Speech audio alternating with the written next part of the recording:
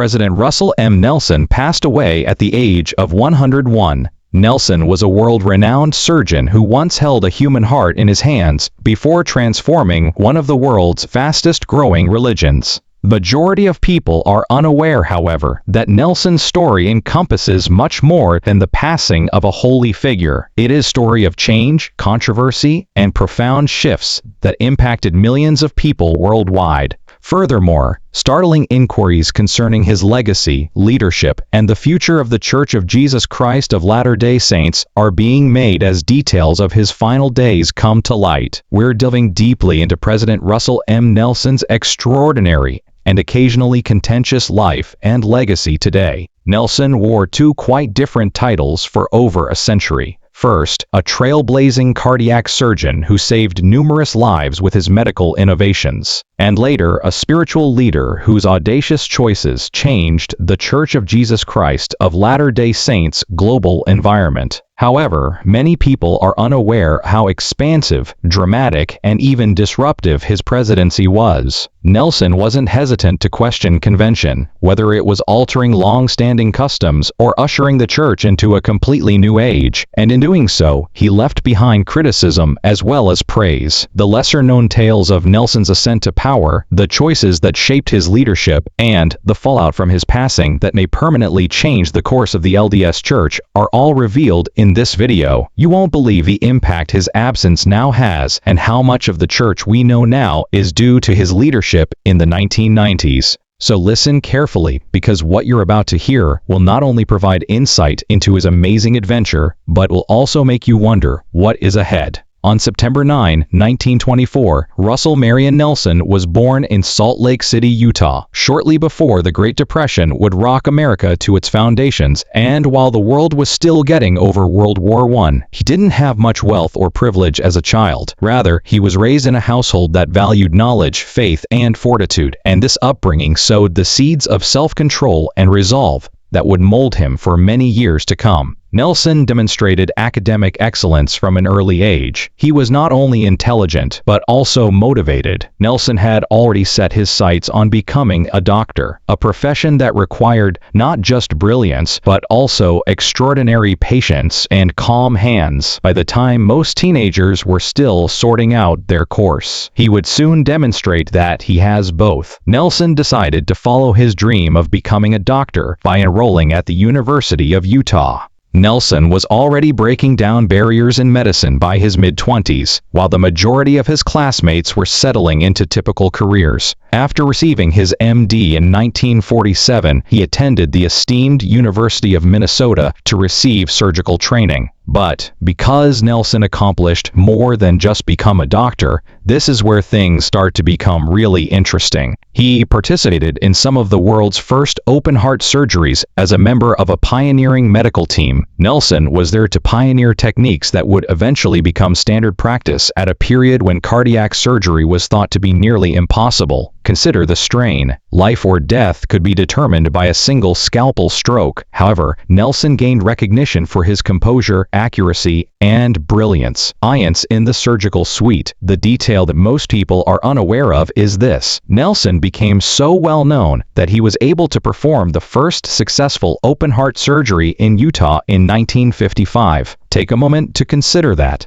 Thousands of people in the area who suffered from heart problems had little to no hope prior to Nelson. Because the medical advancements Nelson made possible, many generations would live on after him. But it was more than simply surgery. In addition, Nelson traveled abroad to instruct others, authored medical publications, and educated innumerable students. His contributions have an impact on people's lives, not just in the US but even abroad. He already established a medical legacy that might have characterized his entire life by the time he made the switch to full-time church ministry. This is where things become fascinating though, because Nelson believed that his life's purpose was unfinished even after this incredible success. Nelson himself felt he had a higher calling, even though many people still considered him to be among the best surgeons of his time. In the end, that higher calling would take him from the operating room to the pulpit, where he would start a second career that would only seem to be the beginning of his first.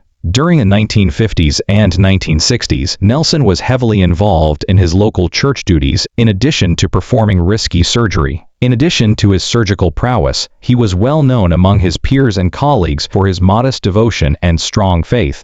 In a way, Nelson's spiritual and medical life were never really distinct. One aimed to heal souls, the other to heal bodies. When he was elected to the Quorum of the 12 Apostles, one of the highest governing bodies of the Church of Jesus Christ of Latter-day Saints, in 1984 his spiritual path took a significant turn. For background, this is a very important and powerful role. Apostles are seen as prophets, seers, and revelators in addition to being administrators. People selected to lead the entire church in what believers consider to be divine inspiration. Many in the medical community were taken aback by this calling. Here was a man at the pinnacle of a renowned surgical profession who abruptly left everything behind to take on a role that most people could only dream about. Nelson, however, did not consider it a sacrifice. For him, it was fate. In his own words, he said that the choice was about obeying a higher call rather than giving up medicine. Nelson made a name for himself as an apostle quite rapidly. He was well known for his boundless enthusiasm, bright mind, and uncompromising discipline. He visited churches, leaders, and communities outside of Utah all over the world. He had a worldwide view because of his experience as a surgeon. He was more than just a religious figure. He was a man who had passed through schools all throughout Europe, operating rooms in Minnesota, and hospitals in China. He was able to establish connections with followers of the faith in Latin America, Asia, and Africa thanks to this global experience, where the church was growing quickly. Here's something interesting though. Nelson frequently struck a balance between harshness and compassion, even as an apostle. He didn't hesitate to give direct advice, which occasionally annoyed others. While some members secretly thought he was too stubborn, others praised his audacity. His future presidency would be characterized by this. Wide-ranging adjustments were made without apology and without much thought. Nelson's influence within the leadership gradually increased throughout the decades. He engaged in significant choices that impacted millions of churchgoers, sat on committees, and influenced policies. However, he continued to be in the shadow of presidents and senior apostles, who had the final say in matters of leadership for years. Nelson seemed to onlookers like just another obedient leader, waiting for his turn. However, many who worked closely with him behind the scenes saw something different. A visionary Nelson was. He frequently discussed the future, change, and equipping the church for a world that is changing quickly. According to some of his co-workers, he was restless and waited for the moment when he could finally follow his dreams unhindered. That day would arrive in January 2018 when President Thomas S. Monson passed away, leaving a void in the church's top position. Many questioned whether Nelson, who was 93, had the strength, endurance, or even time to make a significant impact. Most people believed that his presidency, if it materialized, would be brief and symbolic. However, the entire religious community would be shocked by what transpired next. Nelson unleashed one of the most ambitious and expansive presidencies in modern church history, as opposed to a passive caretaker style. His presidency would surpass that of guys who were decades younger than him. Instead, Nelson's leadership style was nothing short of revolutionary, shocking both insiders and outsiders. He did not slow down the pace of change. On the contrary, he accelerated it in ways that the church had not witnessed in decades, if not centuries. Wide-ranging reforms, audacious statements, and a feeling of urgency that left many wondering why now and why so quickly were hallmarks of his leadership. Let's examine some of the biggest changes Nelson brought about while serving as president. I got the church a new identity. Nelson's push to drop the popular moniker Mormon Church was one of his first and most contentious actions.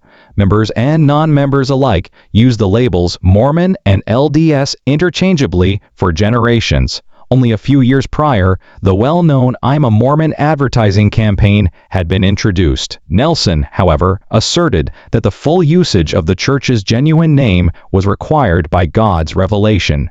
Jesus Christ of Latter-day Saints Church. He told members, leaders, and even the media to completely stop using Mormon. Reactions to this ruling were not quite uniform. Devoted members applauded the action as a return to the church's founding principles. However, detractors claimed that doing away with the term Mormon meant abandoning decades of cultural impact, public identification, and branding. Many people who are not religious still go by the traditional moniker nowadays. However, Nelson's demands changed the way the church is portrayed to the outside world. Temples have undergone two historic alterations. If Nelson left behind any lasting legacy, it would be the rapid growth of his temples all over the world. More than any other church president in history, he announced more than 150 new temples during his term. Members view temples as hallowed places that are essential to their religion.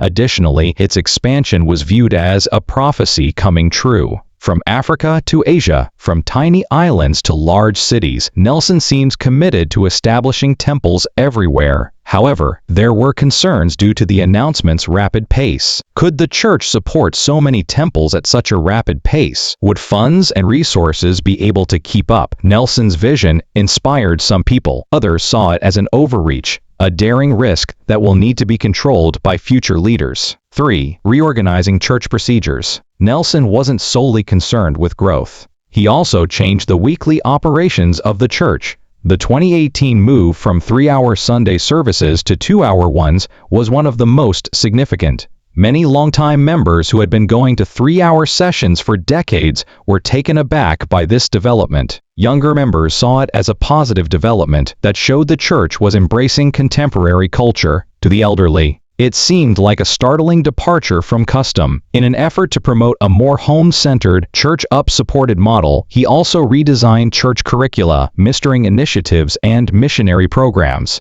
Instead of depending only on weekly gatherings, Nelson hoped that members would assume more accountability for their own spiritual development. 4. Dealing with contentious matters. Some of the most contentious problems affecting the church were also addressed under Nelson's reign. He overturned a highly controversial 2015 law that prohibited same-sex couples' children from being baptized in 2019. This previous approach had sparked controversy, dissension, and even the exodus of some churchgoers. Although he presented it as continuing revelation from God rather than a correction, Nelson's reversal was viewed as a step toward healing. This action brought to light one of Nelson's most contentious leadership qualities. He asserted that many of these significant adjustments were the result of direct revelations from heaven rather than merely administrative choices. For devoted followers, this was potent.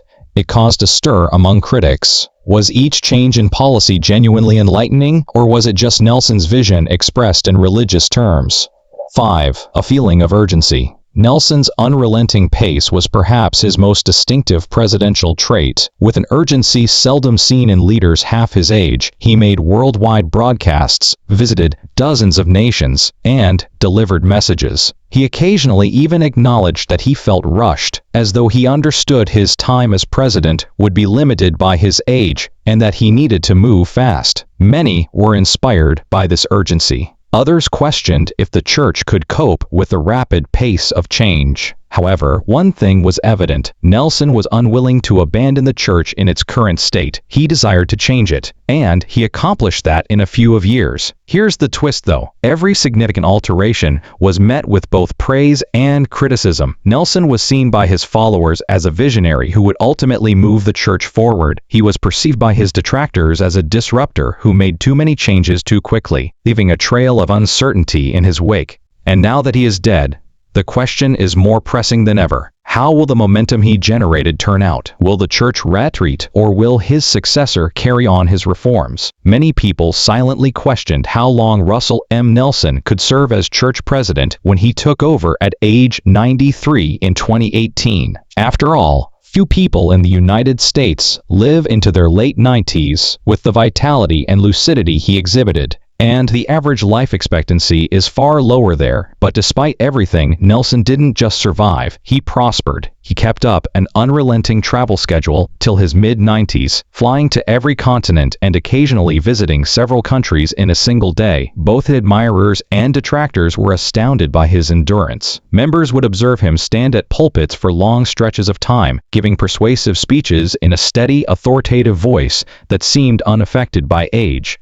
However, there were faint indications of weakness behind the scenes. During lengthy sessions, Nelson occasionally relied on his counselors. He occasionally walked more slowly and spoke in a quieter tone when he appeared in public. Nevertheless, he would always return in full force, announcing a new temple project or sweeping program whenever rumors about his health began to circulate. He seemed to be in a race against time, wanting to save as much of his vision as he could before the inevitable conclusion. Church members and supporters throughout the world celebrated his 100th birthday in September 2024. It was unprecedented for a global faith leader to live to be 100 years old. Tributes to the milestone focused on his steadfast perseverance as well as his spiritual and medical achievements.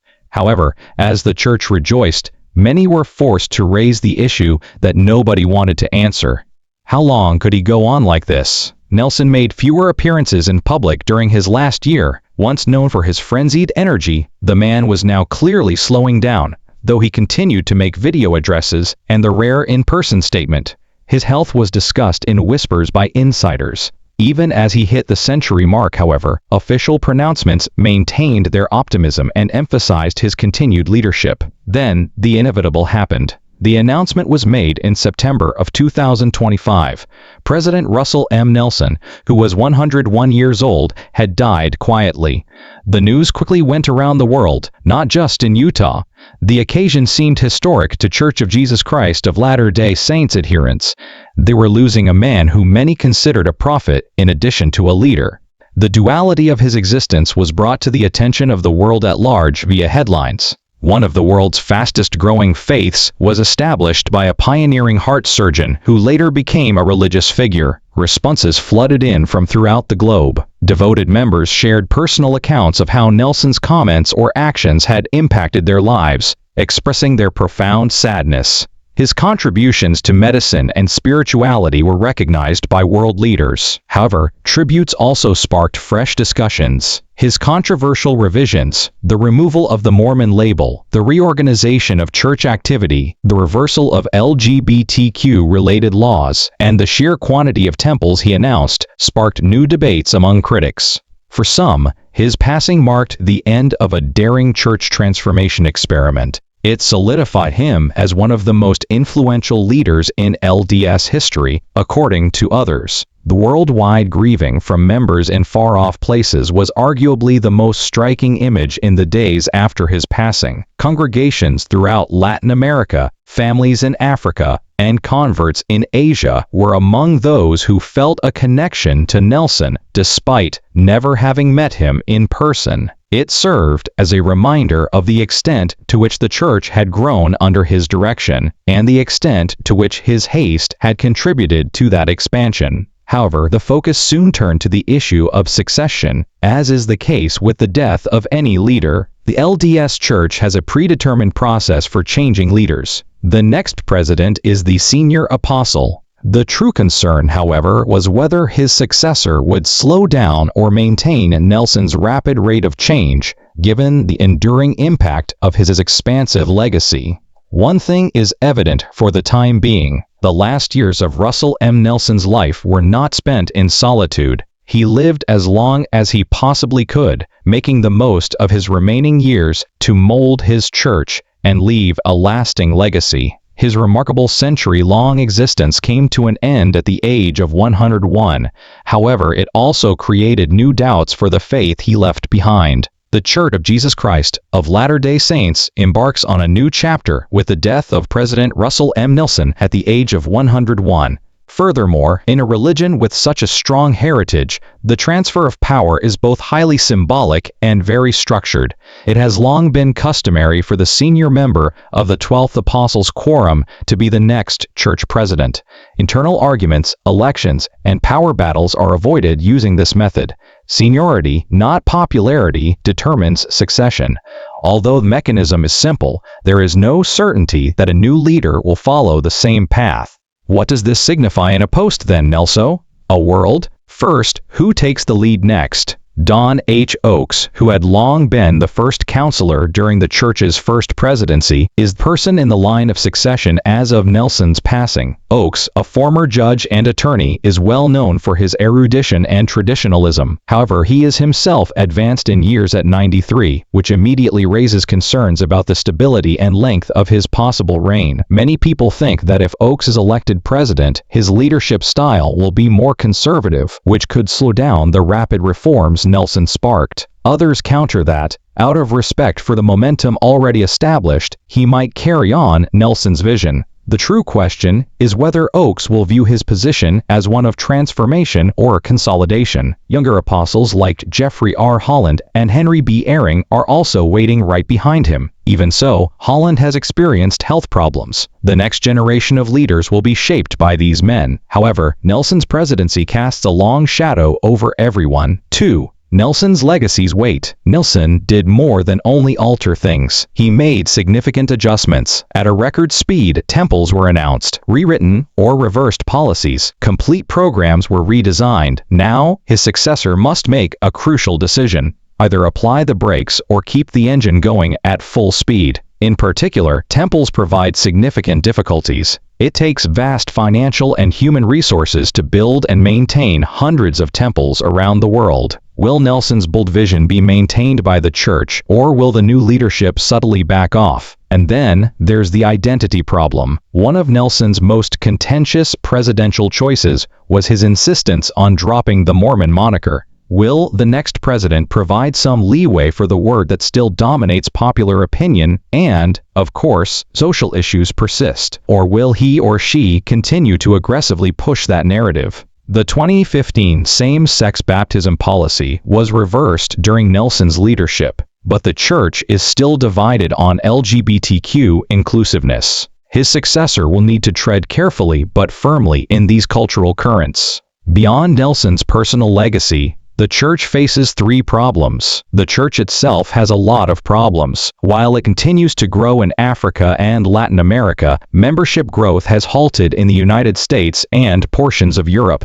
As a result, there is conflict between the church's worldwide border and its homeland. Another issue that is getting worse is financial transparency. With billions of dollars in assets, the church is among the richest religious institutions in the world, yet debate has arisen about the use of those monies. Nelson mostly avoided facing these concerns head-on, but his successor might not be able to do so. The generational gap is another issue. More young people than ever before are quitting the church, often for cultural reasons, doctrinal inflexibility, or social concerns. One goal of Nelson's swift changes was to maintain the church's relevance in a world that was changing. Will the next leader, however, stick to that delicate balance or go back to a more deliberate, slower pace? 4th, how he will be remembered by history. The legacy of Russell M. Nelson continues beyond his passing. It starts the discussion. In his 7 brief years as president, he transformed the faith and will be remembered by many as a prophet of change who refused to let age slow him down. Others may recall him as a disruptive figure who made too many changes too soon, leaving them unsure of whether traditions were actually important. He will probably be compared by historians to the church's founder, Joseph Smith, and its first builder, Brigham Young. Nelson was more than just the church's manager. He redesigned it, giving it a more international image, changing its weekly rituals, and creating previously unheard-of degrees of sacred space. Nelson, however, carried out his revolution in his 90s rather than in his 30s or 40s, in contrast to Smith and Young. His presidency is remarkable for that reason alone. He survived to witness a second lifetime of success as a religious leader who changed the lives of millions of people, in addition to his first as a physician. 5. The future is at a turning point. What is the next step for the church? That's what everyone is wondering. Some others think that Nelson's death signals the end of a daring experiment and that the church will turn back to tradition, stability, and structure under more experienced, cautious leaders. Others think that his radical reforms have established an unchangeable precedent that will compel future leaders to take comparable swift action. One thing is for sure. The death of Russell M. Nelson at age 101 doesn't simply mark the end of one man's life. It compels the church to confront difficult issues regarding its identity, future, and course, a world that is changing quickly.